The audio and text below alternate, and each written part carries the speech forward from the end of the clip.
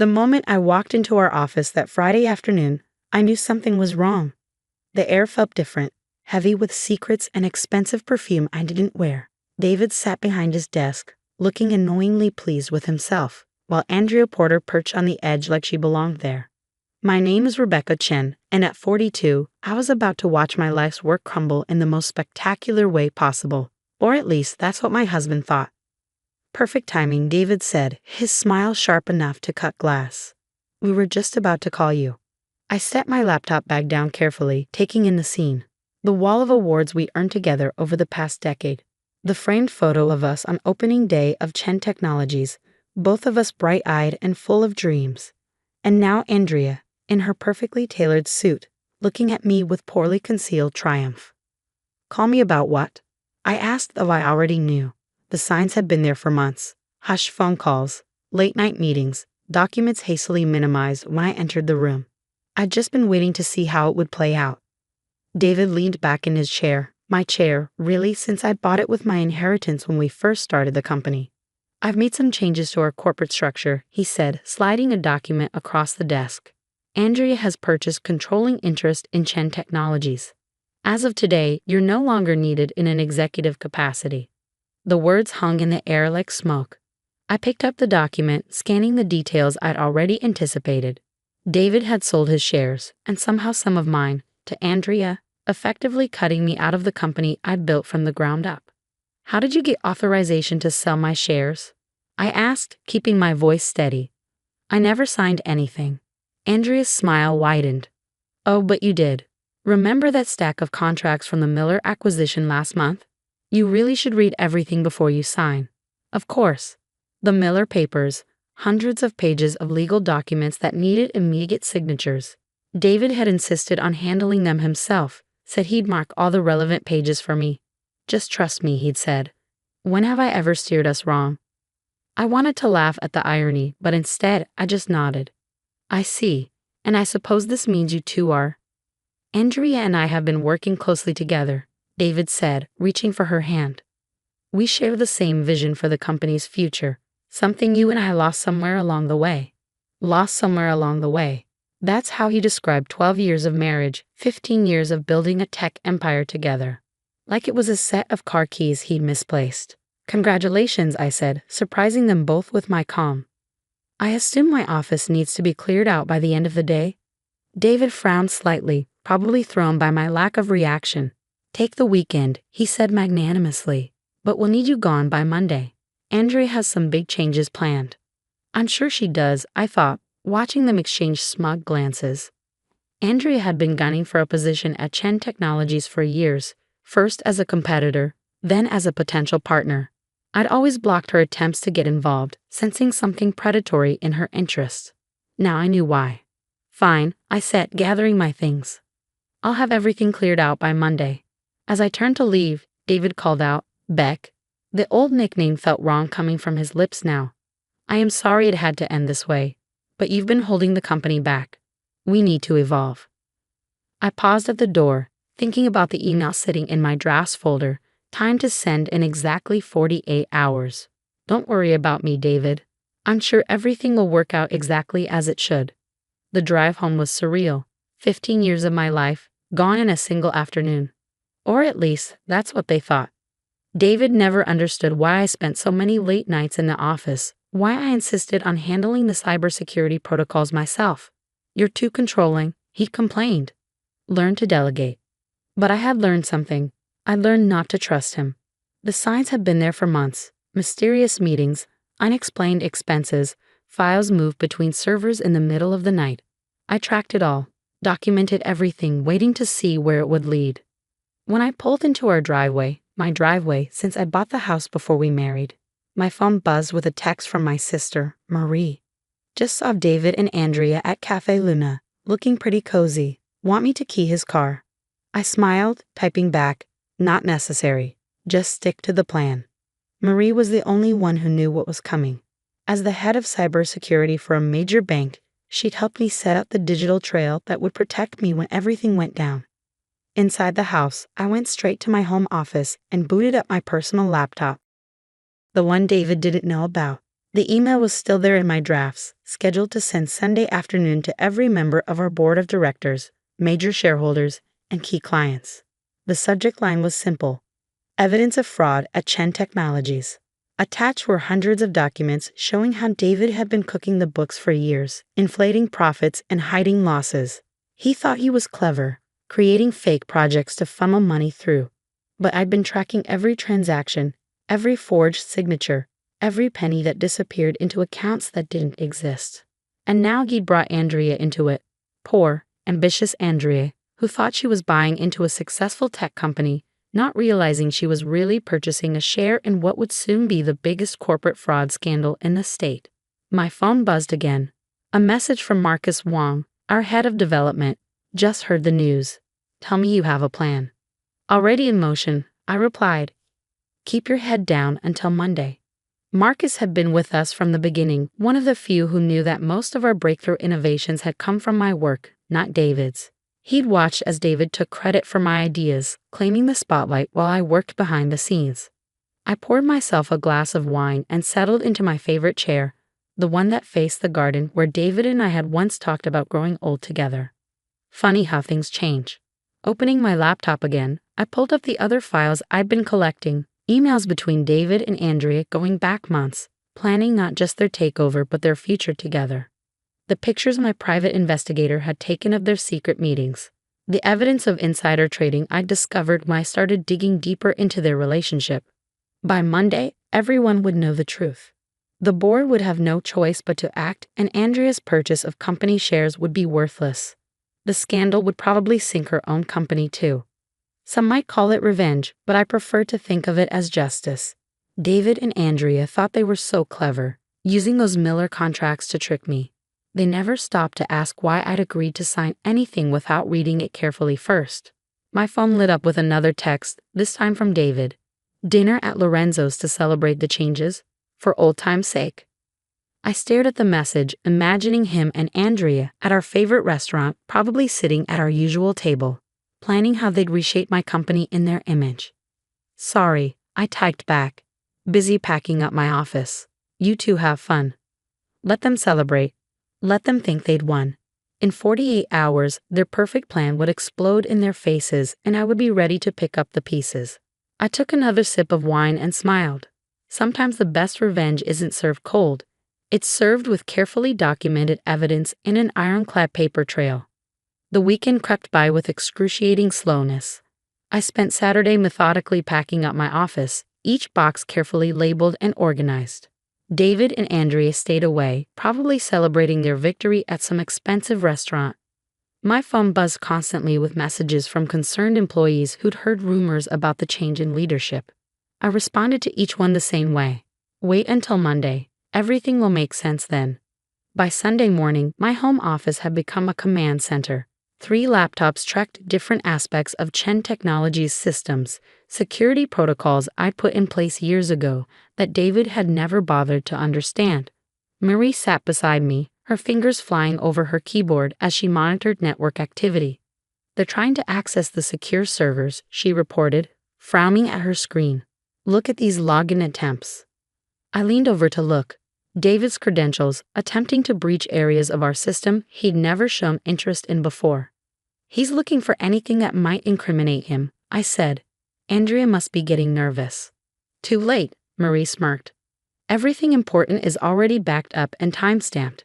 They can delete whatever they want now. We have copies of everything. At precisely 2 p.m., my phone rang. The caller ID showed Marcus Wong's number.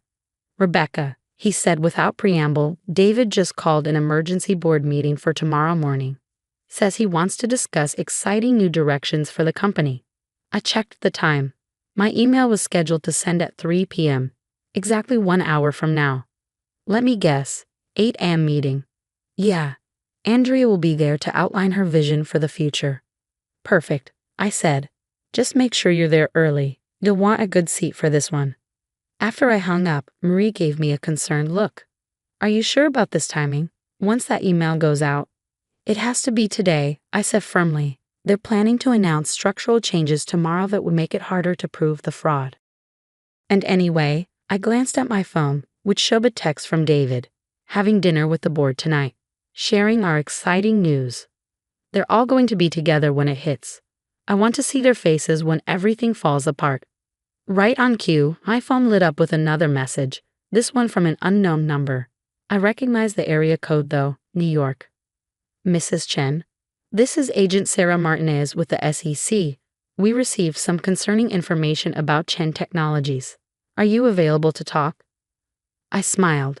The anonymous tip I'd sent to the Securities and Exchange Commission last week had done its job. Of course, Agent Martinez. I've been expecting your call. Marie watched as I spoke with the agent, explaining how I discovered the financial irregularities, how I documented everything meticulously. I directed her to the secure server where I'd uploaded copies of all the evidence.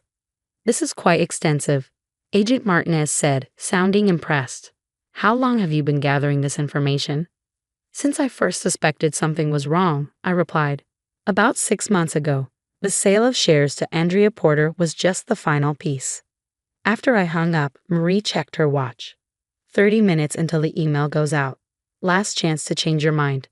I shook my head, thinking about all the nights I'd spent building this company while David took the credit. All the innovations he claimed as his own. All the times he dismissed my concerns about Andrea's interest in our technology. No going back now. At 2:45, my phone started buzzing with notifications. David had posted pictures on social media. Him and Andrea had an expensive restaurant with several board members, all raising glasses to new beginnings. Then, at exactly 3 p.m., everything changed. First came the email notifications, hundreds of them, as my message went out to every key player in the company ecosystem. Then the phone calls started. Board members, shareholders, clients, all demanding answers about the evidence I provided. Holy shit, Marie whispered, watching as the chaos unfolded on her monitors. They're all accessing the files at once. The server logs are going crazy. My phone rang. David. I let it go to voicemail. Then Andrea. Ignored. Then our chief financial officer, who had to be realizing that his signature was on many of the fraudulent documents. At 3:15, the first news alert hit. Breaking. Major fraud allegations at Chen Technologies. CEO and new partner implicated. They work fast, Marie commented.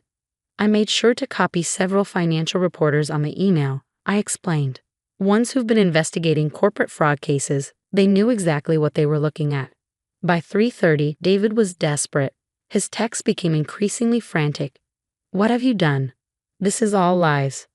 You're destroying everything we built. Answer your phone. I forwarded each message to Agent Martinez, who had asked to be kept informed of any contact. At 4 p.m., Marcus called again. The board just canceled tomorrow's meeting, he reported, sounding gleeful. And you should see Andrea. She's having a complete meltdown in the office. Keeps screaming about how David promised her everything was legitimate. I almost felt sorry for her. Almost. How much did she pay for those shares? I asked, though I already knew the answer from the documents I found. 8 million, Marcus said. Her entire company's reserves, plus personal loans. She's ruined. Just then, my security system pinged. Someone was at my front door. The camera showed David, looking disheveled and furious. Right on schedule, I muttered. Want me to call the police? Marie offered. I considered it, but then had a better idea. No, I think it's time I faced him. Besides, I held up my phone, showing the active recording app. This conversation might be very interesting to the SEC. As I walked to the door, I could hear David pounding on it, calling my name. I took a deep breath, straightened my shoulders, and opened it. You psychotic bitch, he snarled, trying to push past me into the house. Do you have any idea what you've done? I blocked his entry. I think the better question is, do you have any idea what you've done? Securities fraud, embezzlement, insider trading. Should I go on? His face was red with rage.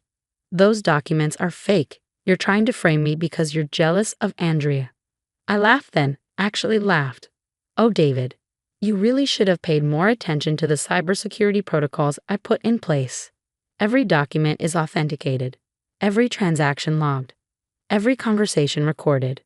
I paused, watching the color drain from his face, including the ones where you and Andrea planned this whole takeover.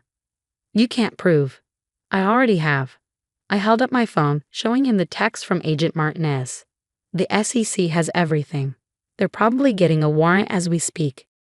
He staggered slightly, reaching for the doorframe to steady himself. For the first time, I saw real fear in his eyes. Why? He whispered. Why didn't he just confront me when he first suspected? I thought about all the years I'd spent in his shadow, watching him take credit for my work. About how he'd so easily betrayed not just our marriage but everything we built together. Because you needed to learn something, David. Something about underestimating people. I stepped back, reaching for the door. Especially the ones who know all your secrets. As I closed the door on his stunned face, another news alert popped up on my phone. Chen Technologies stock halted after fraud allegations. Criminal investigation launched. Marie appeared beside me, holding 2 glasses of champagne. Is it wrong that I'm really enjoying this? I took a glass, clinking it against hers. Not at all. The best revenge isn't just exposing the truth. It's watching them realize they never saw it coming. The next few weeks unfolded like a carefully orchestrated symphony of justice. Monday morning brought exactly what I'd expected. FBI agents swarming our corporate offices, David and Andrea being led out in handcuffs, and reporters camped outside my house hoping for a statement. I watched it all from my home office, where I'd set up a command center with Marie. Multiple screens showed news coverage, stock tickers, and email communications from increasingly panicked board members.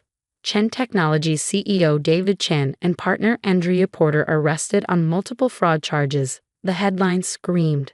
The stock had been halted, but market analysts were already predicting the company's value would plummet when trading resumed. The board is calling an emergency meeting, Marcus reported via video call. They're desperate to talk to you. Everyone knows you're the only one who can salvage this mess.